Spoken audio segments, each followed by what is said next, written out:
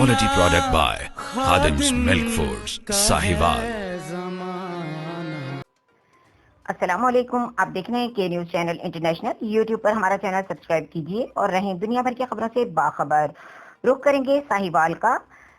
Truck की motorcycle को टक्कर। तफसीलात के मुताबिक हादसा शाहीन पेट्रोल पंप के सामने यू टर्न पर हुआ। यू टर्न लेते हुए 125 नंबर मोटरसाइकिल पर सवार फैमिली, जिस पर 4 लोग सवार थे, ट्रक ने टक्कर मार दी। हादसे में एक बच्चा मौके पर जाँ बहक और एक बच्ची शदीद जख्मी हो गए।